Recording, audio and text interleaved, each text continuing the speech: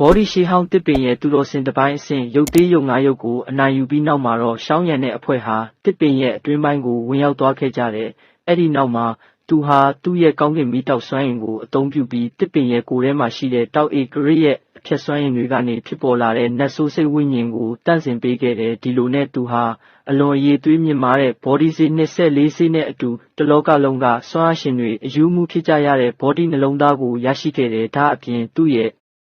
့ကျင့်ကြံမှုအဆင့်ဟာလည်းဘောဒီရှေးဟောင်းတစ်ပင်ရဲ့အကူအညီနဲ့ဘဝပေါင်းများစွာဝင်စားခြင်းကိုဖျက်ဆီးပြီးကိုးပွင့်တောက်ကျွမ်းအဆင့်ရဲ့အထွတ်အထိပ်ကိုရောက်ရှိသွားခဲ့တယ်။တလအကြာမှာတော့ရှောင်းရံဘောဒီရှေးဟောင်းတစ်ပင်တွေကနေထွက်လာတဲ့အချိန်မှာဘောဒီစေးတွေကိုလိုချင်နေတဲ့ဟွမ်ယူကသူ့ကိုချောင်းမြောင်းတိုက်ခိုက်ခဲ့တယ်။ဒါပေမဲ့ဟွမ်ယူရဲ့တဘဝလုံးကစွမ်းအင်တွေနဲ့တိုက်ခိုက်လိုက်တဲ့လက်ဝါးချက်ကိုရှောင်းရံကအလွယ်တကူပဲဖြေဖျောက်နိုင်ခဲ့တယ်။ရှောင်းရံရဲ့ဒီလိုပေါ့ပေါ့ပပနိုင်လို့နဲ့အမူအရာနဲ့သူတို့နှစ်ယောက်ကြားကကောင်းကင်နဲ့မြေကြီးလိုကွာခြားသွားတဲ့စွမ်းအားကွာဟချက်ကိုရင်ဆိုင်ရချိန်မှာတော့ဟွမ်ရီရဲ့စိတ်ထဲမှာထိတ်လန့်ခြင်းနဲ့မကျေနပ်ခြင်းတွေပြည့်နှက်သွားခဲ့တယ်။ရှောင်းရံကသူ့ကိုအချိန်မပေးဘဲလက်ဝှေ့ရမ်းလိုက်တာနဲ့အလွန်ကြီးမားတဲ့မီးတောက်လက်ကြီးတစ်ဖက်ဟာကောင်းကင်ယံမှာပေါ်ထွက်လာပြီးဟွမ်ရီရဲ့ခုခံမှုအားလုံးကိုအလွယ်တကူဖြိုခွင်းကလက်တစ်ချက်တည်းနဲ့ဒဏ်ရာအပြင်းထန်ရပြီးသွေးများအန်ထွက်ကနောက်ပြန်လွင့်စင်သွားစေခဲ့တယ်။ဒီနောက်ရှောင်းရံကခေါင်းလှည့်ပြီးလေဟာနဲ့လက်သီးချက်အနှဲငယ်နဲ့ပဲတိုက်ပွဲဖြစ်နေကြတဲ့ဟွမ်မျိုးနွယ်နဲ့ကောင်းကင်မိစ္ဆာဖီနစ်မျိုးနွယ်ကစွမ်းအားရှင်တွေကိုတွေးအံပြီးနောက်ဆုတ်သွားစေခဲ့တယ်။သူ့ရဲ့အင်အားကြီးမားမှုကြောင့်အရင်ကမောက်မာနေခဲ့တဲ့ကျိုးဖုံးတောင်မှကြက်တည်တည်သွားပြီးစိန်ခေါ်စကားတစ်ခုမှမပြောရဲတော့တဲ့အထိဖြစ်သွားခဲ့တယ်။ခဏအတွင်းမှာပဲရှောင်းရံဟာတယောက်တည်းနဲ့ရန်သူအားလုံးကိုအပြတ်တက်နှိမ်နင်းနိုင်ခဲ့တယ်။ရန်သူအားလုံးဒဏ်ရာရနေတာကိုမြင်တော့ရှောင်းရံရဲ့စိတ်ထဲမှာတက်ဖြတ်လိုစိတ်တွက်တိုးပွားလာခဲ့တဲ့သူနဲ့ဟွမ်မျိုးနွယ်ကြားကရန်မျိုးဟာတယောက်မတည်မချင်းမပြီးဆုံးနိုင်တဲ့အခြေအနေဖြစ်တယ်။ဟွမ်ယူကလည်းဟွမ်မျိုးနွယ်ရဲ့မျိုးဆက်တစ်တွေထဲမှာထူးချွန်တဲ့သူဖြစ်တာကြောင့်ဒီနေရာမှာသူ့ကိုတတ်နိုင်ခဲ့ရင်ဟွမ်မျိုးနွယ်အတွက်အကြီးအကျယ်နစ်နာဆုံးရှုံးမှုဖြစ်စေမှာဖြစ်တယ်။ဒါပေမဲ့သူဟွမ်ယူတို့ကိုအပြီးတိုင်ရှင်းလင်းဖို့ပြင်ဆင်နေတဲ့အချိန်မှာပဲသူ့နောက်ကဘောဒီရှီဟောင်းတစ်ပင်စီကနေတုံခါတန်တွေထွက်ပေါ်လာပြီးပင်မနေရာတစ်ခုလုံးပြင်းထန်စွာတုံခါလာကအကွဲကြောင်းတွေပေါ်လာခဲ့တဲ့အမှန်တော့အမွေနစ်ပေးအပ်ခြင်းပြီးဆုံးသွားတဲ့အတွက်ဘောဒီရှီဟောင်းတစ်ပင်ဟာမြေကြီးအောက်ထဲကိုပြန်လည်နစ်မြုပ်ပြီးနောက်ထပ်နှစ်1000ကိုစောင့်ဆိုင်ဖို့အနားယူတော့မှာဖြစ်တယ်။နေရာပျက်စီးပြိုကျလာတာကြောင့်လူတိုင်းအတွက်ထွက်ပေါက်တစ်ခုပေါ်လာခဲ့ပြီးရှောင်းရံရဲ့အသေးသက်မဲ့အကြံစီကိုလည်းဖျက်ဆီးလိုက်တယ်လို့ဖြစ်သွားခဲ့တယ်။ကောင်းကင်နဲ့မြေကြီးမူးနောက်သွားလောက်အောင်တုန်ခါမှုအပြီးမှာလူတိုင်းဟာပင်မနေရာတွေကနေအပြင်ကိုလွတ်ထွက်သွားပြီးမန်ဟွမ်ရှီဟောင်းနယ်မြေရဲ့မြက်ခင်းပြင်ပေါ်ကိုပြန်ရောက်သွားခဲ့ကြတယ်။မြေကြီးအောက်ကိုတဖြည်းဖြည်းနစ်မြုပ်နေတဲ့ဘောဒီရှီဟောင်းတစ်ပင်ကိုကြည့်ရင်လူတိုင်းစိတ်မကောင်းဖြစ်နေကြပေမဲ့ရှောင်းရံကတော့သူ့ရင်ဘက်ကိုမြင်သာစွာပုတ်တက်နေခဲ့တယ်။အဲ့ဒီနေရာမှာတော့အဆုံးမဲ့ရှင်တန်ခြင်းစွမ်းအင်တွေပြည့်နှက်နေတဲ့ဘောဒီနှလုံးသားကတည်ငြိမ်စွာတည်ရှိနေပြီးဒါဟာသူ့အတွက်ဒီခရီးစဉ်ရဲ့အကြီးမားဆုံးသောအကျိုးအမြတ်ဖြစ်တယ်။ဒါပေမဲ့အန္တရာယ်ကမပြီးဆုံးသေးတာဖြစ်တယ်။ဘောဒီရှီဟောင်းတစ်ပင်ရဲ့နောက်ဆုံးအစိမ်းရောင်လင်းတန်းလေးပျောက်ကွယ်သွားတဲ့အချိန်မှာကျိုးဖုံးကရုတ်တရက်တိုက်ခိုက်ပြီးအလွန်ကြီးမားတဲ့ကောင်းကင်ဖီနစ်အရေးတစ်ခုကိုဖန်ဆင်းကပတ်ဝန်းကျင်တစ်ခုလုံးကိုပိတ်ဆို့လိုက်တဲ့တစ်ချိန်တည်းမှာပဲဒဏ်ရာအပြင်းထန်ရထားတဲ့ဟွမ်ယူကလည်းအမဲရောင်အာကာသကျတန်လိတ်တစ်ခုကိုကြိတ်ချီလိုက်တယ်သူတို့ဟာကူမျိုးနွယ်ကအကူအညီတွေမရောက်လာနိုင်ခင်မှာသူတို့မျိုးနွယ်ရဲ့အင်အားအကြီးဆုံးပညာရှင်ကိုခေါ်ယူပြီးတေကွင်းတေကွက်တစ်ခုဖန်တီးဖို့ကြံစည်နေကြတာဖြစ်တယ်။ကျန်းလိတ်ကြေမွားသွားတာနဲ့အတူအာကာသထဲမှာအကွဲကြောင်းတစ်ခုပေါ်လာပြီးကောင်းကင်ကိုဖုံးလွှမ်းသွားလောက်တဲ့နတ်ဆိုးစွမ်းအင်တွေထွက်ပေါ်လာခဲ့တယ်။အယိုးချောက်လိုဖြူဖြော့နေတဲ့လက်တစ်ဖက်အရင်ဆုံးထွက်ပေါ်လာပြီးရှောင်းရံရဲ့စမ်းသက်တိုက်ခိုက်လိုက်တဲ့မီးတောက်ကိုအလွယ်တကူကြိတ်ချီဖျက်ဆီးလိုက်တယ်။အဲ့ဒီနောက်မှာတော့မီးကိုရောင်ဝစ်စုံဝစ်စင်ပြီးအယိုး6တောင်ဝေးကင်ထားတဲ့တက်ကြီးရွယ်ဦးတယောက်ဟာအကွဲကြောင်းထဲကနေဖြည်းဖြည်းချင်းထွက်လာခဲ့တယ်။ဒီလူရဲ့စွမ်းအားကအေးဆက်ကြောက်မက်ဖွယ်ကောင်းပြီးသူဟာအစစ်အမှန်သူတော်စင်တစ်ပိုင်းအဆင့်ပညာရှင်တစ်ယောက်ဖြစ်တယ်။ကူယိုလို့ခေါ်တဲ့ဒီသူတော်စင်တစ်ပိုင်းပညာရှင်ဟာဝိညာဉ်ခမ်းမရဲ့ဒုတိယဂုဏ်ထူးဆောင်အကြီးအကဲဖြစ်ပြီးသူရောက်လာတာနဲ့တိုက်ပွဲရဲ့အခြေအနေတစ်ခုလုံးချက်ချင်းပြောင်းလဲသွားခဲ့တယ်။ရွှေအားတို့ဘက်ကအာကာသကျမ်းလိပ်တွေဟာကောင်းကင်ဖီနစ်အရေးရဲ့ပိတ်ဆို့မှုအောက်မှာအတုံးမဝင်တော့ပဲသူတို့အားလုံးဟာလွတ်မြောက်ဖို့လမ်းမရှိတဲ့ထောင်ချောက်ထဲမှာပိတ်မိသွားခဲ့ကြတယ်။ဒီအစစ်အမှန်သူတော်စင်တစ်ပိုင်းနဲ့ရင်ဆိုင် ရချိန်မှာတော့ရှောင်းရန်ဟာကြီးမားတဲ့ဖိအားကိုခံစားလိုက်ရတဲ့9ပွင့်တောက်ကျွမ်းအဆင့်နဲ့သူတော်စင်တစ်ပိုင်းစင်ကြားကကွာဟချက်ဟာကြော်ဖြတ်ဖို့မလွယ်ကူဘူးဆိုတာသူနားလဲတဲ့အဲ့ဒီအခြေအနေမှာရွှေအားကရှေ့ထွက်လာပြီးသူ့နဘူးဘော်ကတက်တန်ရောင်မျိုးနွယ်တစ်စိတ်ကိုထုတ်ဖော်လိုက်တာနဲ့သူ့ရဲ့စွမ်းအားတွေချက်ချင်းတိုးမြင့်လာခဲ့တဲ့သူဟာရှောင်းရန်အတွက်အချိန်ဆွဲပေးဖို့ပြင်ဆင်နေတာဖြစ်တဲ့ရှောင်းရန်ကလည်းတာမန်တိုက်ကွက်တွေနဲ့ဒီအခြေအနေကိုဖြေရှင်းလို့မရတော့ဘူးဆိုတာသိတဲ့အတွက်သူ့ရဲ့အပြင်းထန်ဆုံးတိုက်ကွက်ဖြတ်စတဲ့မီးတောက်ပေါင်းဆက်ခြင်းကိုအသုံးပြုဖို့ဆုံးဖြတ်လိုက်တဲ့သူနောက်ကိုအမြန်ဆုတ်ခွာပြီးသူရှိမှမီးတောက်၅ခုကိုပေါ်စီကတဲထိတ်ရင်ဖိုးခွဲရပေါင်းဆက်ခြင်းဖြစ်စဉ်ကိုစတင်ခဲ့တယ်။ကူယိုကတော့ဒီအခြေအနေကိုပေါ့တန်တန်ပဲသဘောထားနေတယ်သူဟာကူမျိုးနွယ်ရဲ့အလားအလာရှိဆုံးမျိုးဆက်တစ်ဖြစ်တဲ့ရွှေအားကိုစိတ်ဝင်စားနေတယ်လို့ဒန္နာရီထဲမှာပဲရှိတဲ့ရှောင်းရန်ရဲ့မီးတောက်ပေါင်းဆက်ခြင်းပညာကိုလည်းစူးစမ်းကျင်စိတ်နဲ့အတူအထင်သေးနေခဲ့တဲ့သူခန္ဓာကိုယ်ကိုလှုပ်ရှားလိုက်ရုံနဲ့ရွှေအားရဲ့ရှိကိုချက်ချင်းရောက်သွားပြီးပေါ့ပလက်ဝါးချက်နဲ့တိုက်ခိုက်လိုက်ပေမဲ့အဲ့ဒီလက်ဝါးချက်ထဲမှာတော့သူတော်စင်တစ်ပိုင်းစင်ရဲ့ကဘာကိုဖျက်ဆီးနိုင်လောက်တဲ့စွမ်းအားတွေပါဝင်နေခဲ့တယ်ရွှေအားကတတိကြီးစွာနဲ့ခုခံကာကွယ်ဖို့အတွက်သူ့ခန္ဓာကိုယ်ထဲကရွှေရောင်မီးတောက်တွေကိုထုတ်လွှတ်လိုက်တယ်အဲ့ဒီတောက်ပတဲ့မီးတောက်တွေဟာကောင်းကင်ဘုံကနေမင်းကြီးတစ်စင်းလိုပဲကောင်းကင်တစ်ခုလုံးကိုလောင်ကျွမ်းစေပြီးကူယိုရဲ့အေးဆက်တဲ့နတ်ဆိုးစွမ်းရည်နဲ့ပြင်းထန်စွာထိတ်တိုက်တွေ့ခဲ့တဲ့ကူယိုရဲ့မျက်နှာပေါ်မှာအံ့ဩရတဲ့အရေးအယောင်တွေပေါ်လာပြီးအဲ့ဒီရွှေရောင်မီးတောက်ရဲ့နာမည်ကရွှေအေကရကောင်းကင်မီးတောက်ဖြစ်ပြီးကောင်းကင်မီးတောက်အဆင့်မှာအဆင့်၄ချိတ်တယ်ဆိုတာကိုပြောပြခဲ့တယ်ဒန္နာရီလာမီးတောက်နဲ့ရင်ဆိုင်ရချိန်မှာကူယိုကမပေါ်ဆိုင်ရဲတော့ပဲသူ့ရဲ့အယိုး6တောင်ဝေးကိုမြေကြီးပေါ်စိုက်ချလိုက်တာနဲ့အနက်ရောင်မြူခိုးတွေထွက်ပေါ်လာပြီးကောင်းကင်ယံမှာပေပေါင်းထောင်ချီမြင့်တဲ့အနက်ရောင်ရိုးစုကြီးတစ်ခုအဖြစ်ပြောင်းလဲသွားခဲ့တယ်ဒီအယိုးစုဘုရင်ကြီးဟာငရဲပြည်ကလာတဲ့နတ်ဆိုးတစ်ပါးလိုပဲကြောက်မက်ဖွယ်အေးဆက်တဲ့စွမ်းအင်တွေထုတ်လွှတ်နေပြီးအဲ့ဒီစွမ်းအင်ကြောင့်ပွဲကြည့်နေတဲ့စွမ်းအားရှင်တွေရဲ့ဝိညာဉ်တွေတောင်တုံ့လှုပ်သွားခဲ့ရတယ်ဒါဟာကောင်းကင်အဆင့်တောင်နီးစနစ်ဖြစ်တဲ့အမောင်ကျောက်တင်ပုံရုပ်ရှင်သခင်ဖြစ်ပြီးသူတော်စင်တစ်ပိုင်းအဆင့်ပညာရှင်ကထုတ်ဖော်လိုက်တဲ့အခါသူ့ရဲ့စွမ်းအားကပိုပြီးကြောက်စရာကောင်းသွားခဲ့တဲ့ကူယိုကအယိုးစုဘုရင်ကြီးကိုအမိန့်ပေးပြီးရွှဲအားကိုပြင်းထန်စွာတိုက်ခိုက်စေခဲ့တဲ့ကြီးမားတဲ့အယိုးလက်ဝါးကြီးကအာကာသကိုအလွယ်တကူဆွဲဖြဲပြီးအေးဆက်တဲ့အနက်ရောင်မြူခိုးတွေနဲ့အတူရွှဲအားကိုရိုက်ချလိုက်တဲ့ရွှဲအားကတိုက်ရိုက်မခုခံပဲနောက်ဆုံးရင်ပေပေါင်းများစွာကျဲတဲ့ရွှေရောင်မီးတောက်အလင်းဆက်ဝိုင်းတစ်ခုကိုဖန်တီးပြီးခုခံခဲ့တဲ့အလွန်ပူပြင်းတဲ့စွမ်းအင်နဲ့အလွန်အေးဆက်တဲ့စွမ်းအင်တို့ထိတ်တိုက်တွေ့ချိန်မှာဆူရှာတဲ့အတန်တွေနဲ့အတူအနံ့ဆိုးတဲ့အဖြူရောင်ငွေ့တွေထွက်ပေါ်လာခဲ့ပေမဲ့အလင်းဆက်ဝိုင်းကခဏပဲခံနိုင်ပြီးအယိုးလက်ဝါးကြီးရဲ့ကြိတ်ချေခြင်းကိုခံလိုက်ရတယ်တိုက်ကွက်မှာအောင်မြင်ခဲ့ပေမဲ့ရွှေအားရဲ့ရည်ရွယ်ချက်ကတော့အောင်မြင်သွားခဲ့တာဖြစ်တယ်သူ့ရဲ့တာဝန်ကကူယိုကိုအနိုင်ယူဖို့မဟုတ်ပဲရှောင်းရန်အတွက်တန်ဖိုးရှိတဲ့အချိန်ကိုဆွဲဆန့်ပေးဖို့သာဖြစ်တယ်သူအော်ဟစ်လိုက်ပြီးလက်နှစ်ဖက်နဲ့ရှုပ်ထွေးတဲ့လက်ဟန်တွေကိုပြုလုပ်ကာပိုပြီးပြင်းထန်တဲ့တိုက်ကွက်ဖြစ်တဲ့ရွှေအေကရေကောင်းကင်မီးတောက်တက်ဖြန့်ခြင်းကိုထုတ်ဖော်လိုက်တဲ့ကောင်းကင်တစ်ခုလုံးကရွှေရောင်မီးတောက်တွေဟာကြီးမားတဲ့ရွှေရောင်မီးတိုင်ကြီးတွေဖြစ်ပြောင်းလဲပြီးကောင်းကင်ပေါ်ကနေကျဆင်းလာခဲ့တဲ့မီးတိုင်တွေဟာတစ်ခုနဲ့တစ်ခုဆက်သွယ်ပြီးကဘာမြေနဲ့ကောင်းကင်ကိုဆက်သွယ်ထားတဲ့မီးတောက်လောင်အိမ်တစ်ခုအဖြစ်ပြောင်းလဲကကြီးမားတဲ့အမှောင်ကျောက်တင်ပုံရုပ်ရှင်သခင်ကိုအထဲမှာပိတ်လောင်ထားလိုက်တယ်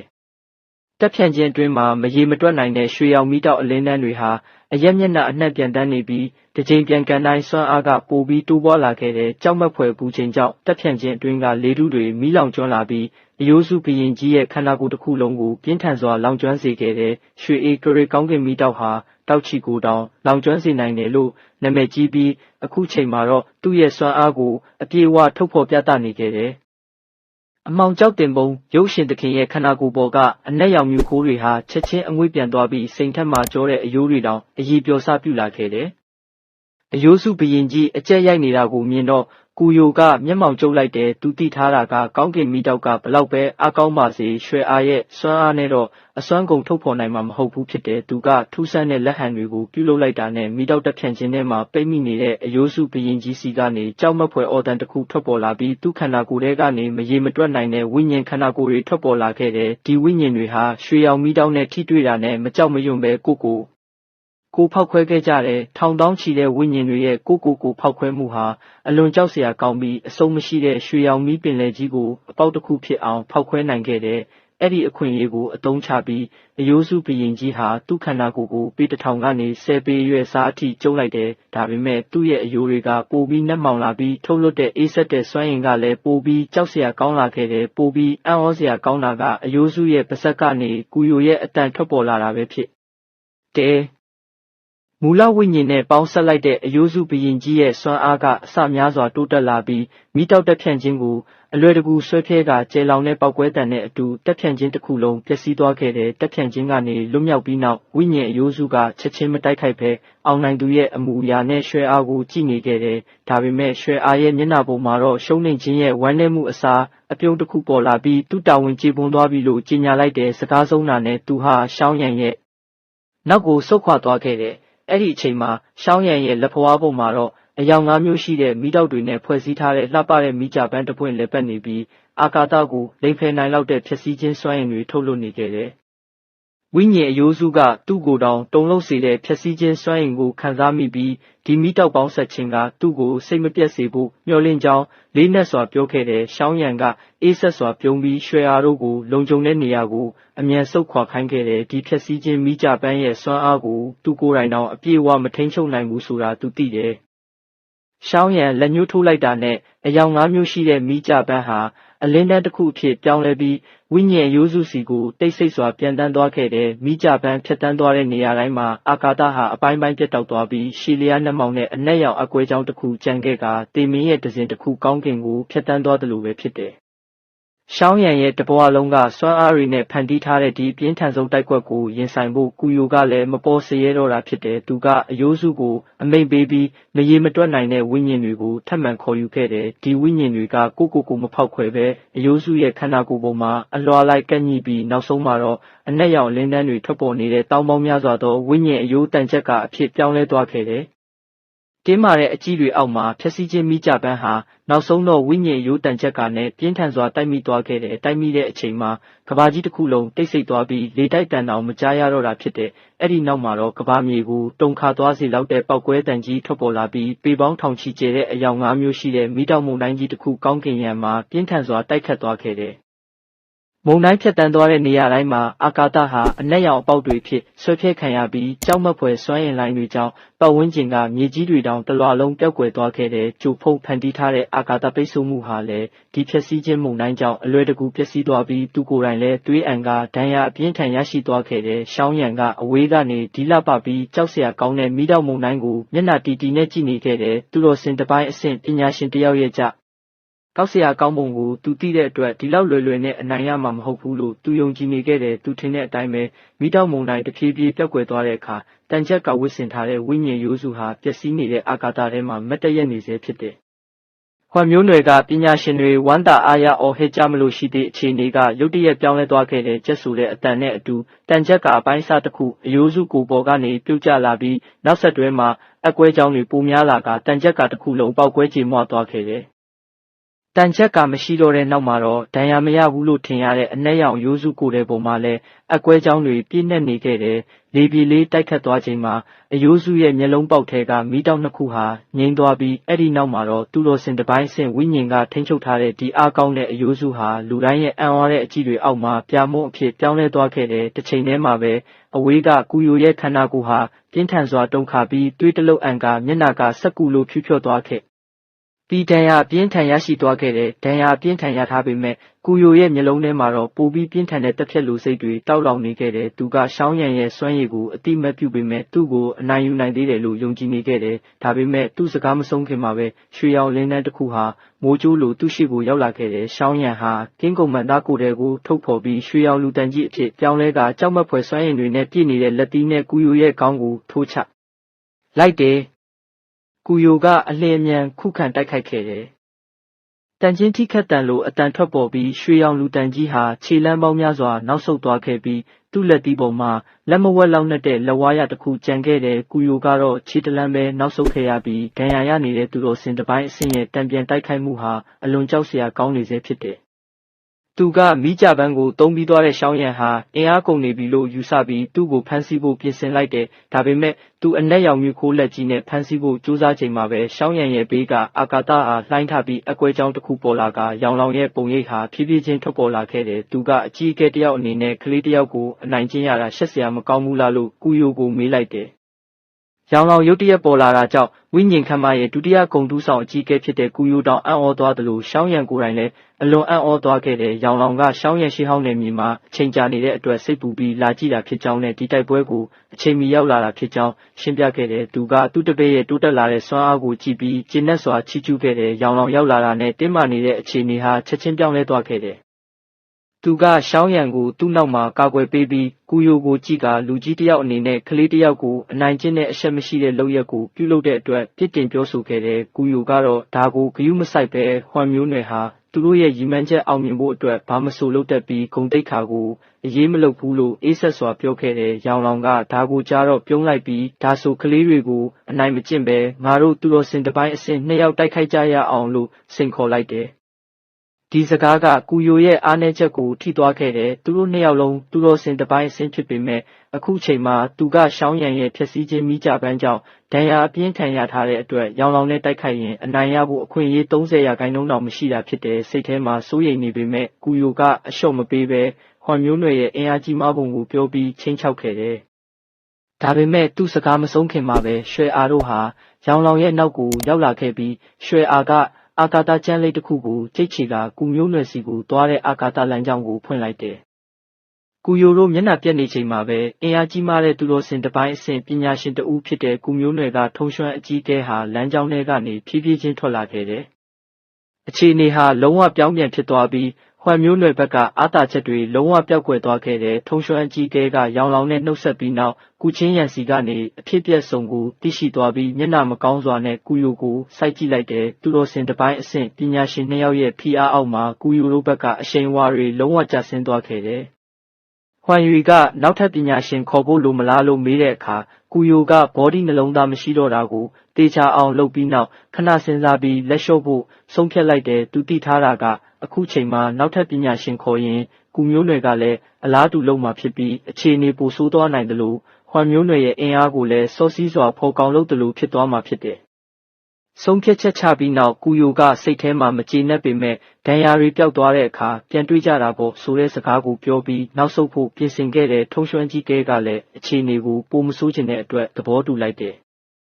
မပြန့်ခင်မှာကူယိုကရှောင်းရံနဲ့ရောင်လောင်ကိုကြည့်ပြီးဟွမ်မျိုးနွယ်လိုချင်တာကိုအမြဲတမ်းရတယ်ဆိုတဲ့ချင်းချောက်စကားကိုပြောခဲ့တယ်။ရောင်လောင်ကလည်းမကြောက်မရွံ့ပဲရှင်းရင်ကေဟာကမာကျောတဲ့အယိုးဖြစ်တာကြောင့်ဟွမ်ခမ်းမလာကိုက်ရင်တွားကျိုးသွားမယ်လို့တုံ့ပြန်ခဲ့တယ်။မကျေနပ်တဲ့ရေတံနဲ့အတူကူယိုဟာဟွမ်ယူတို့ဟွမ်မျိုးနွယ်ပညာရှင်တွေအပြင်ကောင်းကင်မိစ္ဆာဖီးနှစ်မျိုးနွယ်ကလူတွေနဲ့အတူထွက်ခွာသွားခဲ့တယ်။ရန်သူတွေထွက်သွားပြီးနောက်မှာတော့ထုံရွှမ်းအကြီးကဲကလည်းကူမျိုးနွယ်စီကိုအမြန်ပြန်ရမယ်လို့ပြဟုတ်ခဲ့တယ်ရွှေအာကမခွဲချင်ပေမဲ့မျိုးနွယ်စီကံကိုမလွန်ဆန်နိုင်ခဲ့တာဖြစ်တယ်သူကရှောင်းရံကိုဂရုစိုက်ဖို့မှာကြပြီးဟွမ်မျိုးနွယ်ကလက်စားပြန်ချီမှာတေချာတယ်လို့တတိပေးခဲ့တယ်ရှောင်းရံကခေါင်းညိတ်ပြီးသူ့စိတ်ထဲမှာအရင်ကထပ်ပိုပြီးဖိအားတွေခံစားလိုက်ရတယ်သူတော်စင်တစ်ပိုင်းအဆင့်ကိုအမြန်ဆုံးရောက်မှရှင်းရင်ကေဟာကအနာဂတ်မုန်တိုင်းတွေကြားမှာရက်တည်နိုင်မယ်ဆိုတာသူနားလဲတယ်မန်ဟွမ်းရှိဟောင်းနယ်မြေကအဖြစ်ပြက်တွေပြီးဆုံးသွားပြီးနောက်ရှောင်းရံတို့အဖွဲ့ဟာရှင်းရင်ကေဟာကိုပြန်လာခဲ့ကြတယ်ဒီခီးစဉ်မှာရှောင်းရံကအကြီးမားဆုံးအောင်မြင်မှုရခဲ့သူဖြစ်တယ်သူဟာဒန္နာရီလာဘော်ဒီတစ်ပင်အောက်ကဘဝဝင်စားခြင်းကိုတွေ့ကြုံခဲ့ရုံသာမကတန်ဖိုးအရှိဆုံးဘော်ဒီနှလုံးသားကိုပါရရှိခဲ့တယ်ဒါအပြင်အရေးသွေးမြင့်ဘော်ဒီဆေးဆက်တစ်စိကိုလည်းရရှိခဲ့သေးတဲ့ရှင်းရင်ကေဟာကိုပြန်ရောက်ပြီးတပတ်အနားယူပြီးနောက်မှာတော့အားလုံးဟာပင်ပန်းမှုတွေကနေပြန်လည်တက်တာလာခဲ့ကြတယ်ရှောင်းရံကဘော်ဒီနှလုံးသားကိုချက်ချင်းမတန့်စင်သေးပဲသူ့ရဲ့ခန္ဓာကိုယ်နဲ့စိတ်ကိုအကောင်းဆုံးအခြေအနေရောက်အောင်တလားတိတိအချိန်ယူပြင်ဆင်ခဲ့တယ်အဲ့ဒီအချိန်မှာရောင်လောင်ကတော့သူ့အတွက်အဆင့်တက်ခြင်းအောင်မြင်နှုန်းကိုမြင့်တင်ပေးနိုင်တဲ့ဆေးပင်နဲ့ဆေးလုံးတွေကိုရှာဖွေပေးခဲ့တယ်တလအကြာမှာတော့ရောင်လောင်ကမောပန်းတဲ့မျက်နှာနဲ့ပြန်လာပြီးရှောင်းရံကိုကြောက်စိမ့်မှုလေးတစ်ပူပေးခဲ့တယ်ဘူးထဲမှာတော့ထူးဆန်းတဲ့ရှင်ပုံစံဆေးလုံးတစ်လုံးရှိပြီးမွေးရည်နှံတွေထွက်ပေါ်နေခဲ့တယ်ဒါဟာဒန္နာရီလာဆေးလုံးဖြစ်တဲ့ဘော်ဒီဆေးလုံးဖြစ်တဲ့ရှောင်းရံကအလွန်စိတ်လှုပ်ရှားသွားခဲ့ပြီးသူ့ဆရာရဲ့အခြေအနေနဲ့ဒီလိုဆေးလုံးဖော်ဆက်ဖို့ဘလောက်အပင်ပန်းခံခဲ့ရမလဲဆိုတာသူနားလဲတယ်ဒီတပည့်အတွက်ဒီဆရာကြီးဟာတိတ်တဆိတ်နဲ့အများကြီးပေးဆက်ခဲ့တယ်။ရှောင်းရံကကြောက်စိမ့်မှုလေးကိုတင်းတင်းဆုပ်ကင်ပြီးသူ့စိတ်ထဲကကျေးဇူးတင်စိတ်ကိုအပြုအမူနဲ့ပြသခဲ့တယ်။သူကဝိညာဉ်တစ်ခုကိုပိတ်လောင်ထားတဲ့ကြောက်စိမ့်ပလင်းတစ်လုံးကိုထုတ်ပြီးရောင်လောင်ကိုလေးစားစွာပေးအပ်ခဲ့တယ်။ဒါဟာသူဖန်ဆီးခဲ့တဲ့တစ္ဆာဖောက်ဟန်ဖုံးရဲ့ဝိညာဉ်ဖြစ်ပြီးသူ့ဆရာကိုယ်တိုင်စီရင်တဲ့နယ်လို့သူယူဆတယ် တချိန်ကသားရင်းလိုချစ်ခဲ့ရတဲ့ဝိညာဉ်ကိုကြည်ရင်ရောင်လောင်ရဲ့မျက်နှာပေါ်မှာရှုပ်ထွေးပြီးဝမ်းနည်းတဲ့အမှုအရာတွေပေါ်လာခဲ့တယ်ချစ်ရသူရဲ့တစ္ဆာဖောက်ခြင်းကိုခံရတဲ့နာကျင်မှုဟာခန္ဓာကိုယ်ဆုံးရှုံးရတာထက်ပိုပြီးဆိုးရွားတဲ့ဆရာရဲ့အိုမင်းရင်ရော်နေတဲ့ပုံကိုမြင်တော့ရှောင်းရံကမျက်ရည်ဝဲပြီးဒူးထောက်ကအယိုအသေးပေးခဲ့တယ်သူကရောင်လောင်ကိုဖခင်ရင်းလိုသဘောထားပြီးအနာဂတ်မှာသူ့အတွက်အဆက်တရားအလုံးကိုပြန်လည်ပေးဆက်မယ်လို့ကတိပြုခဲ့တယ်ဘေးကခြိုင်လင်ကလည်းရှောင်းကိုပွေ့ချပြီးရှောင်းရံဘေးမှာတိတ်တဆိတ်ဒူးထောက်ကဒီအကြီးကဲအပေါ်လေးစားမှုကိုပြသခဲ့တယ်။ရောင်လောင်ကဒါကိုမြင်တော့မျက်ရည်ဝဲပြီးသူ့စိတ်ထဲကအထီးကျန်မှုတွေဟာနှွေးထွေးမှုတွေနဲ့အစားထိုးသွားခဲ့တယ်။နှွေးထွေးတဲ့အချိန်လေးကုံဆုံးသွားပြီးနောက်ရှောင်းရံကတကားပိတ်ကျင့်ကြံမှုအချိန်တန်ပြီးဆိုတာသိလိုက်တယ်သူကကြီးမားတဲ့ကြောက်ခန်းကိုကြည့်ပြီးရောင်လောင်ကိုအယိုအသေးပေးကလူတိုင်းရဲ့မျှော်လင့်တဲ့အကြည့်တွေအောက်မှာကြောက်တကားကြီးနောက်ကိုဝင်ရောက်သွားခဲ့တယ်ကြောက်တကားကြီးပိတ်သွားတာနဲ့အတူရှောင်းရံဟာသူ့ရဲ့ကျင့်ကြံမှုဘဝမှာအရေးကြီးဆုံးတကားပိတ်ကျင့်ကြံမှုကိုစတင်ခဲ့တယ်ရှောင်းရံရဲ့တကားပိတ်ကျင့်ကြံမှုဟာတည်ငြိမ်နေတဲ့ရေကန်ထဲကိုကြောက်ခဲတစ်လုံးပစ်ချလိုက်တယ်လို့ပဲဖြစ်တယ်ချက်ချင်းအကျဟိုတက်ရောက်မှုမရှိပေမဲ့အချိန်ကြာလာတာနဲ့အမျှတိုက်ကြီးရဲ့အခြေအနေကိုတိတ်တဆိတ်ပြောင်းလဲစေခဲ့တယ်အစပိုင်းမှာတော့လူတိုင်းကဘောဒီနှလုံးသားနဲ့ဘောဒီဆေးလုံးရဲ့အကူအညီနဲ့ရှောင်းရံသူတော်စင်တစ်ပိုင်းအဆင့်ကိုတစ်နှစ်အတွင်းအောင်မြင်စွာတက်လှမ်းနိုင်မယ်လို့ထင်ခဲ့ကြတယ်ဒါပေမဲ့လက်တွေ့မှာတော့လူတိုင်းရဲ့မျှော်လင့်ချက်ထက်အများကြီးပိုကြာခဲ့တဲ့အချိန်တွေတဖြည်းဖြည်းကုန်ဆုံးပြီးနှစ်တောင်ကြာသွားခဲ့တဲ့ပိတ်ထားတဲ့ကြောက်တကားကြီးဟာလည်းမျက်ပင်တွေနဲ့ရေညှိတွေဖုံးရမ်းနေခဲ့တဲ့ဒီတောင်ဟာရှင်းရအင်ဂေဟာရဲ့အရေးကြီးဆုံးတားမြစ်နယ်မြေဖြစ်လာခဲ့တယ်ရှောင်းရံရဲ့တိတ်ဆိတ်မှုကြောင့်တချို့လူတွေစိတ်ပူလာပေမဲ့ရောင်လောင်ကတော့သူ့တပည့်အပေါ်ယုံကြည်မှုအပြည့်ရှိနေခဲ့တယ်သူကကြောက်တကားကြီးရဲ့နောက်ကတည်ငြိမ်ပြီးရှင်တန်ခြင်းစွမ်းအင်နဲ့ပြည့်နေတဲ့စွမ်းအားကိုအာယုံခံမိတဲ့အတွက်ရှောင်းရံဘာမှမဖြစ်ပဲအလွန်နဲ့ဆိုင်နဲ့ပြောင်းလဲခြင်းဖြစ်စဉ်ကိုဖျက်ဆီးနေတယ်ဆိုတာသိတယ်ဒီအာယုံခံမှုကြောင့်လူတိုင်းရဲ့စိုးရိမ်စိတ်တွေပြေပြောက်သွားပြီးစိတ်ရှည်စွာစောင့်ဆိုင်နေကြတယ်ဒီနှစ်အတွင်းမှာရှင်းယွန်ဂေဟာရှောင်းရံမရှိတဲ့အတွက်ရက်တံမသွားပဲရောင်လောင်နဲ့ဖုံးကျွမ်းကျယ်တို့ရဲ့စီမံခန့်ခွဲမှုအောက်မှာအရှိန်အဟုန်နဲ့တိုးတက်လာခဲ့တယ်။အထူးသဖြင့်ရောင်လောင်ဘောဒီဆေးလုံးဖော်ဆက်နိုင်တယ်ဆိုတဲ့သတင်းပြန့်သွားတဲ့အခါတိုက်ကြီးတစ်ခုလုံးတုံးလုံးသွားခဲ့တယ်။တောက်ကျွမ်းအဆင့်မှာနှစ်ပေါင်းများစွာပိတ်မိနေတဲ့ပညာရှင်တွေအတွက်ဘောဒီဆေးလုံးဟာအိမ်မက်ထဲကဆေးတစ်လက်ဖြစ်တဲ့အချိန်တိုအတွင်းမှာပဲပညာရှင်များစွာဟာရှင်းယွန်ဂေဟာကိုလာရောက်ပူးပေါင်းပြီးသူတော်စင်တစ်ပိုင်းအဆင့်ကိုတက်လှမ်းနိုင်မယ်မျှော်လင့်ချက်တစ်ခုအတွက်ဧည့်သည်အကြီးအကဲဖြစ်အမှုထမ်းခဲ့ကြတယ်ဒီပညာရှင်တွေဟာလည်းရောင်လောင်ရဲ့ယုံကြည်မှုကိုရရှိဖို့အတွက်ရှင်းယွန်ဂေဟာအတွက်အစွမ်းကုန်ကြိုးစားခဲ့ကြတယ်။ဒီလိုနဲ့ရှင်းယွန်ဂေဟာရဲ့စွမ်းအားဟာနှင်းဘောလုံးလိုလိမ့်စင်းရင်ကြီးထွားလာခဲ့ပြီးချမ်းမင်ကိုင်းလိုဂိုင်းကြီးတွေနဲ့ရှင်နိုင်တဲ့အင်အားကြီးအဖွဲ့အစည်းတစ်ခုဖြစ်လာခဲ့တယ်။ရှင်းယွန်ဂေဟာရဲ့တိုးတက်လာမှုဟာချမ်းမင်ကိုင်းရဲ့အကျိုးစီးပွားကိုထိခိုက်စေခဲ့တယ်။ရှင်းယွန်ဂေဟာရဲ့နယ်မြေတွေတိုးချဲ့လာတာနဲ့အမျှနှစ်ဖက်ကြားမှာပဋိပက္ခတွေစတင်ဖြစ်ပွားခဲ့တဲ့ချမ်းမင်ကိုင်းကမောက်မာပြီးရှင်းယွန်ဂေဟာကသူတို့ရဲ့ဩဇာကိုစိန်ခေါ်တာကိုမကျေနပ်တဲ့အတွက်ရှောင်းရံနဲ့ရန်မျိုးရှိတဲ့ပင်းဟဲကူဖုံးရင်ဂေဟာတို့နဲ့ပူးပေါင်းပြီးမင်းဟဲမဟာမိတ်အဖွဲ့ကိုဖွဲ့စည်းတာရှင်းယွန်ဂေဟာကိုရှင်းလင်းဖို့ကြိုးစားခဲ့တယ်မဟာမိတ်အဖွဲ့ဖွဲ့စည်းလိုက်တာနဲ့သူတို့ရဲ့အရှိန်အဝါကကြီးမားလာပြီးရှင်းယွန်ဂေဟာကိုရုတ်တရက်တိုက်ခိုက်ခဲ့တာကြောင့်ရှင်းယွန်ဂေဟာရဲ့နယ်မြေတွေဆုံးရှုံးခဲ့ရတယ်ဒါပေမဲ့ရောင်လောင်တို့ကထိတ်လန့်မသွားပဲဒါကိုအခွင့်အရေးတစ်ခုအဖြစ်အသုံးချခဲ့တယ်ရှင်းယွန်ဂေဟာကအချိန်တိုအတွင်းတိုးတက်လာတဲ့အတွက်အခြေခံမခိုင်မာသေးဘူးဆိုတာသူတို့သိတယ်ဒါကြောင့်သူတို့ကတမင်တကာနောက်ဆုတ်ပြီးသူတို့ရဲ့အင်အားတွေကိုအရေးကြီးတဲ့မြို့တွေမှာစုစည်းခဲ့တယ်တစ်ချိန်တည်းမှာပဲဧည့်သည်ကြီးကဲတွေရဲ့အကူအညီနဲ့ဒီမြို့တွေကြားမှာအာကာသလမ်းကြောင်းတွေဖန်တီးပြီးခိုင်မာတဲ့ကာကွယ်ရေးကွန်ရက်တစ်ခုတည်ဆောက်ခဲ့တယ်ဒီလိုနဲ့တနေရာမှာတိုက်ခိုက်ခံရရင်ကျန်တဲ့နေရာတွေကအကူအညီပေးနိုင်ခဲ့တယ်ဒီလိုစီမံမှုကြောင့်မင်းဟဲမဟာမိတ်အဖွဲ့ရဲ့တိုက်ခိုက်မှုတွေဟာအရာမထင်တော့ပဲသူတို့ကိုယ်တိုင်ပဲအဆုံးရှုံးများလာခဲ့တယ်လာပေါင်းများစွာကြာပြီးနောက်မှာတော့မင်းဟဲမဟာမိတ်အဖွဲ့ဟာလက်လျှော့ပြီးနောက်ဆုတ်သွားခဲ့ရတယ်ဒီတိုက်ပွဲကြောင့်ရှင်းယွန်ဂေဟာနယ်မြေအချို့ဆုံးရှုံးခဲ့ရပေမဲ့သူတို့ရဲ့တပ်ဖွဲ့တွေကပိုပြီးတန်မာလာသလိုအခြေခံလဲပိုခိုင်မာလာခဲ့တဲ့တိုက်ကြီးကအင်အားစုတွေကအခြေအနေတည်ငြိမ်သွားပြီလို့ထင်နေချိန်မှာပဲရှေးဟောင်းမျိုးနွယ်တွေစီကသတင်းတစ်ခုကြောင့်ကဘာကြီးတစ်ခုလုံးတုံ့လှုပ်သွားခဲ့တယ်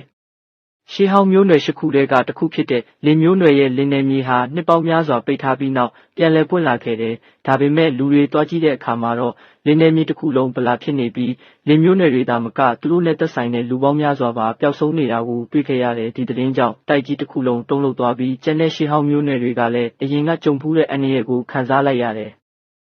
နှစ်ပေါင်းများစွာသမိုင်းရှိပြီးအင်အားကြီးမားတဲ့ရှေးဟောင်းမျိုးနွယ်တစ်ခုလုံးတိတ်တဆိတ်ပျောက်ကွယ်သွားတာဟာအလွန်ကြောက်စရာကောင်းတဲ့ကိစ္စဖြစ်တယ်။ရှေးဟောင်းမျိုးနွယ်တွေကြားမှာကြောက်စရာကောင်းတဲ့တန်တရားတစ်ခုပေါ်ပေါက်လာခဲ့တယ်။ဒါဟာလင်မျိုးနွယ်စီကထုံရှက်ရှေးဟောင်းဧကရစ်ကြောက်စိမ်းကိုလူရက်ဖို့လှုပ်ကြံတာဖြစ်နိုင်တယ်။ဒီကြောက်စိမ်းဟာရှေးဟောင်းမျိုးနွယ်၈ခုမှာတစ်ခုစီရှိပြီး၈ခုလုံးစုစည်းနိုင်မှတောက်ဧကရစ်ရဲ့လျှို့ဝှက်ချက်ကိုသိရှိနိုင်မှာဖြစ်တဲ့လင်မျိုးနွယ်ကိုတိတ်တဆိတ်ရှင်းလင်းနိုင်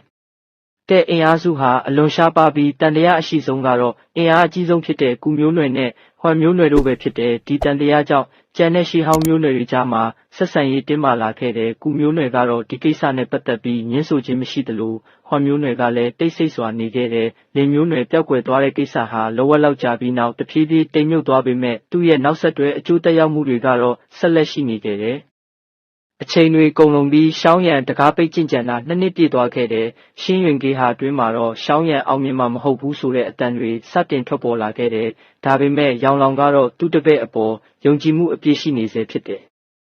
အဲ့ဒီနေ့မှာပဲချိုင်လင်ကမျက်နှာတီတီနဲ့ကြောက်တကားကြီးကိုကြည့်နေတဲ့ရောင်လောင်စီကိုရောက်လာခဲ့တယ်။2နှစ်တာကျင့်ကြံမှုနဲ့ရောင်လောင်ရဲ့အကူအညီကြောင့်သူ့ရဲ့စွမ်းအားကတောက်ကျွမ်းအဆင့်အထွတ်ထိပ်ကိုရောက်ရှိနေပြီးရှင်းရင်ကေဟာမှာဩဇာအာဏာကြီးမားနေတဲ့သူကမင်းဟဲမဟာမိတ်အဖွဲ့ကပို့လိုက်တဲ့သွေးရောင်စိန်ခေါ်လွှာတစ်ဆောင်ကိုရောင်လောင်ကိုပေးခဲ့တယ်။စိန်ခေါ်လွှာမှာတော့လောက်ဝက်ကြာမှာရှင်းရင်ကေဟာကိုလာရောက်တိုက်ခိုက်ပြီးအဆုံးဖြတ်တိုက်ပွဲဆင်နွှဲမယ်လို့ရေးထားခဲ့တယ်။ရောင်လောင်နဲ့ချိုင်လင်တို့ကအခြေအနေရဲ့လေးနက်မှုကိုချက်ချင်းနားလည်လိုက်ကြတယ်။မင်းဟဲမဟာမိတ်အဖွဲ့ကတနစ်ကျော်ငြိမ်သက်နေပြီးမှရုတ်တရက်စိန်ခေါ်လာတာဟာသူတို့ဘက်မှာရောင်လောင်လိုအစင်းမြင့်သူတို့အစဉ်တစ်ပိုင်းကိုရင်ဆိုင်နိုင်တဲ့အကူအညီရထားလိုပဲဖြစ်နိုင်တယ်။ရောင်လောင်ကချက်ချင်းအမိန့်ပေးပြီးရှင်းရင်ကေဟာကိုအမြင့်ဆုံးသတိပေးအဆင့်မှာထားရှိကမင်းဟဲမဟာမိတ်အဖွဲ့ရဲ့အခြေအနေကိုစုံစမ်းခိုင်းခဲ့တဲ့အန်ရီရဲ့အရေးအောက်မှာချိုင်လင်ကကြောက်တကားကြီးကိုကြည့်ပြီးရှောင်းရံစီကတရင်မကြသေးဘူးလားလို့မေးလိုက်တဲ့ရောင်လောင်ကခေါင်းညစ်ပြီးရှောင်းရံမကြခင်ထွက်လာတော့မှာပါလို့နှစ်သိမ့်ခဲ့တယ်။သူတို့နှစ်ယောက်ထွက်ခွာသွားပြီးတိုက်ပွဲအတွက်ပြင်ဆင်နေချိန်မှာတော့ဘယ်သူမှမသိလိုက်ပဲမျက်ပင်တွေဖုံးလွှမ်းနေတဲ့ကြောက်တကားကြီးပုံမှာသေးငယ်တဲ့အကွဲချောင်းလေးတစ်ခုတိတ်တဆိတ်ပေါ်ထွက်လာခဲ့တယ်။ဒီနေ့ဟာရှင်းရင်ကေဟာတီထောင်ပြီးနောက်ပိုင်းအဆောင်အကျက်ထူထပ်ဆုံးနေ့ဖြစ်ပြီးမင်းဟဲမဟာမိတ်အဖွဲ့နဲ့အဆုံးဖြတ်တိုက်ပွဲဆင်နွှဲမဲ့နေ့ဖြစ်တဲ့မင်းဟဲမဟာမိတ်အဖွဲ့ကဒီသတင်းကိုကြိုတင်ဖြန့်ထားတဲ့အတွက်တိုက်ကြီးတစ်ခုလုံးကလူတွေဟာဒီတိုက်ပွဲကိုကြည့်ရှုဖို့ရှင်းရင်ကေဟာရဲ့ပတ်ဝန်းကျင်ကတောင်ကုန်းတွေပေါ်မှာစုယုံနေကြတယ်။ရှင်းရင်ကေဟာကဒါကိုမတားဆီးပဲပွဲကြည့်နေရတတ်မှတ်ပေးပြီးတင်းကျပ်တဲ့စည်းကမ်းတွေထုတ်ပြန်ထားခဲ့တဲ့တိုက်ပွဲကိုရှင်းရင်ကေဟာရဲ့အပြင်ဘက်ကချင်းဖုံးတောင်ထိပ်မှာကျင်းပခဲ့တယ်။အဲ့ဒီနေရာမှာတော့လူပေါင်းများစွာစုယုံနေပြီးအားကောင်းတဲ့စွမ်းအင်တွေဟာကောင်းကင်ယံကိုထိုးတက်နေခဲ့တဲ့ကွင်းလယ်မှာတော့ရောင်လောင်ကလက်နောက်ပစ်ပြီးတည်ငြိမ်စွာရက်နေခဲ့တဲ့သူ့နောက်မှာတော့ချိုင်လင်ရှောင်ရီရှမ်းချင်လင်နဲ့အင်အားကြီးမားတဲ့ဧည့်သည်အကြီးအကဲတွေရှိနေတဲ့ဒီမြင်ကွင်းကြောင့်ပွဲကြည့်နေတဲ့လူတွေအံ့ဩသွားခဲ့ကြတယ်။ရှင်းရင်ကေဟာကအဆင်သင့်ဖြစ်နေပေမဲ့မင်းဟဲမဟာမိတ်အဖွဲ့ရဲ့တိကျတဲ့အချက်လက်တွေကိုတော့မသိရှိသေးတာဖြစ်တဲ့သူတို့ဘာကြောင့်ဒီလောက်ယုံကြည်မှုရှိရှိနဲ့လာရောက်စိန်ခေါ်ရဲတယ်လဲဆိုတာကတော့ပဟေးဒီတစ်ခုဖြစ်နေစေဖြစ်တယ်။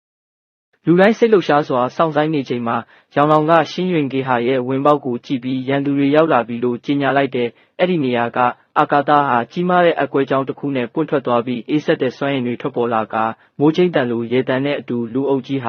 ကွင်းပြင်ပေါ်ကိုရောက်ရှိလာခဲ့တယ်။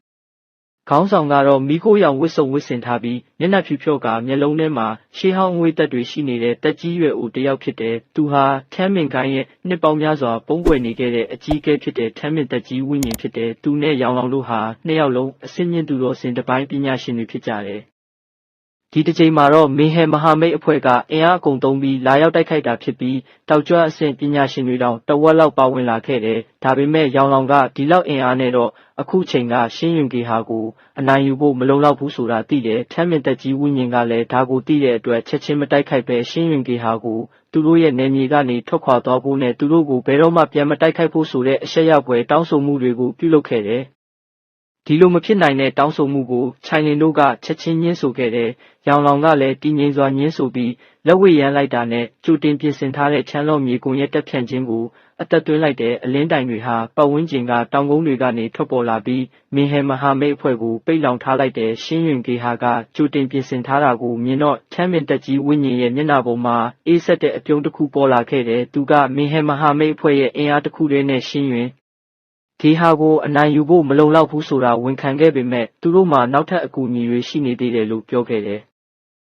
သူအော်ဟစ်လိုက်တာနဲ့သူ့ဘေးကအာကာသဟာထပ်မံကွဲထွက်သွားပြီးအလားတူအေးဆက်တဲ့စွမ်းအင်နှစ်ခုထွက်ပေါ်လာခဲ့တယ်။ရောင်လောင်ကမျက်နှာပြတ်သွားပြီးဒီစွမ်းအင်တွေဟာဟွမ်ခမ်းမကဖြစ်တယ်ဆိုတာချက်ချင်းသိလိုက်တယ်။အနက်ရောင်မြူခိုးတွေကြားကနေပုံရိပ်နှစ်ခုထွက်ပေါ်လာခဲ့တယ်။ခေါင်းဆောင်ကတော့မန်ဟွမ်ရှိဟောင်းနယ်မြေမှာရှောင်းရံနဲ့တိုက်ခိုက်ခဲ့တဲ့ဟွမ်ခမ်းမရဲ့ဒုတိယဂုဏ်ထူးဆောင်အကြီးအကဲကူယိုဖြစ်တယ်။သူ့နောက်မှာတော့အင်အားနှိမ့်ငယ်လျှော့ပေမဲ့သူတော်စင်တစ်ပိုင်းအဆင့်ရှိတဲ့ဟွမ်ခမ်းမကပညာရှင်တစ်ယောက်ပါလာခဲ့တယ်။သူတော်စင်တစ်ပိုင်းအဆင့်2ယောက်ထမ်းမြင့်သက်ကြီးဝိညာဉ်နဲ့ပေါင်းရင်ရန်သူဘက်မှာသူတော်စင်တစ်ပိုင်းအဆင့်ပညာရှင်3ယောက်ရှိနေတယ်။ဒီအင်အားကြောင့်ရှင်းယွန်ဂေဟာကအကြီးအကဲတွေမျက်နှာပြက်ပြီးမျောလင်းချက်မဲ့သွားခဲ့ကြတယ်။ဒီအင်အားကွာဟချက်ကိုရင်ဆိုင်ရင်းထမ်းမြင့်သက်ကြီးဝိညာဉ်ကနောက်ဆုံးခွင့်ရေးပေးခဲ့တယ်။ဒါပေမဲ့ခြိုင်လင်ကလက်တွေ့ကိုထောက်ပြခဲ့တယ်။ဟွမ်ခမ်းမနဲ့မေဟယ်မဟာမိတ်ဖွဲ့ရဲ့လုပ်ရက်တွေအရလက်နက်ချရင်တောင်အသက်ရှင်ဖို့ခွင့်ရေးမရှိတော့တာဖြစ်တယ်။ဒီနေ့မှာတော့အသေးခံတိုက်ခိုက်ဖို့ကလွယ်ပြီးတခြားလမ်းမရှိတော့တာဖြစ်တယ်။ရောင်လောင်ကတက်ပြင်းချပြီးသူ့မျက်နှာပေါ်မှာမာကျောတဲ့အမူအရာတွေပေါ်လာခဲ့တယ်။သူကအခက်ခဲဆုံးစီမံကိန်းကိုချမှတ်ခဲ့တယ်။သူတယောက်တည်းကအစင်းမြင့်သူတော်စင်တစ်ပိုင်းဖြစ်တဲ့ထမ်းမြင့်သက်ကြီးဝိညာဉ်နဲ့ကူယိုကိုတားဆီးထားပြီးခြိုင်လင်ရှောင်းရီရှမ်းချင်လင်တို့3ယောက်ပေါင်းပြီးကြံတဲ့သူတော်စင်တစ်ပိုင်းအဆင့်ကိုတားဆီးဖို့တာဝန်ပေးခဲ့တယ်။ထိပ်တန်းပညာရှင်တွေကိုတားဆီးထားနိုင်မှရှင်းယွန်ဂေဟာကကြံတဲ့လူတွေအတွက်ရှင်သန်ဖို့အခွင့်အရေးရှိမှာဖြစ်တယ်။ချမ်းမင်သက်ကြီးဝိညာဉ်ရဲ့အမိန့်နဲ့အတူတိုက်ပွဲဟာချက်ချင်းစတင်ခဲ့တယ်။မေဟယ်မဟာမိတ်အဖွဲ့ကပညာရှင်တွေဟာရှင်းယွန်ဂေဟာကကာကွယ်သူတွေနဲ့ပြင်းထန်စွာတိုက်ခိုက်ကြပြီးပောက်ကွဲတံတွေဟာကောင်းကင်ယံမှာပဲ့တင်ထပ်နေခဲ့တယ်။ကောင်းကင်ဘုံမှာတော့ရောင်လောင်ကအရင်ဆုံးတိုက်ခိုက်ပြီးတယောက်တည်းနဲ့2ယောက်ကိုရင်ဆိုင်ကချမ်းမင်သက်ကြီးဝိညာဉ်နဲ့ကူယိုစီကိုဦးတည်သွားခဲ့တယ်။ချမ်းမင်သက်ကြီးဝိညာဉ်ကပြင်းထန်စွာတိုက်ခိုက်ပြီးကူယိုကတော့အနက်ရောင်မြူခိုးတွေကြားမှာပုံကွယ်ပြီးချောင်းမြောင်းတိုက်ခိုက်ခဲ့တယ်။ရောင်လောင်ကတယောက်တည်းနဲ့2ယောက်ကိုရင်ဆိုင်ရပေမဲ့မကြောက်မရွံ့ပဲသူ့ရဲ့အဆင့်တူတွေထက်တာလွန်တဲ့ဝိညာဉ်စွမ်းအားကိုအစွမ်းကုန်ထုတ်သုံးခဲ့တယ်။သူဟာရန်သူတွေရဲ့တိုက်ကွက်ကိုကြိုတင်ခံမှန်းနိုင်ုံသာမကအာကာသကိုပါထိန်းချုပ်နိုင်တဲ့အတွက်တိုက်ပွဲမှာအသာစီးရနေပြီးကူယိုကိုတောင်နောက်ဆုတ်သွားအောင်တိုက်ခိုက်နိုင်ခဲ့တယ်။ဒါကိုမြင်တော့ချမ်းမင်သက်ကြီးဝိညာဉ်နဲ့ကူယိုတို့ကမပေါ်စေရတော့ပဲသူတို့ရဲ့စွမ်းအင်အားလုံးကိုထုတ်သုံးပြီးရောင်လောင်ကိုတိုက်ခိုက်ခဲ့ကြတယ်။သူတို့3ယောက်ရဲ့တိုက်ပွဲကြောင့်ပတ်ဝန်းကျင်ကအာကာသတွေတောင်အပိုင်းပိုင်းပြတ်တောက်သွားခဲ့တယ်။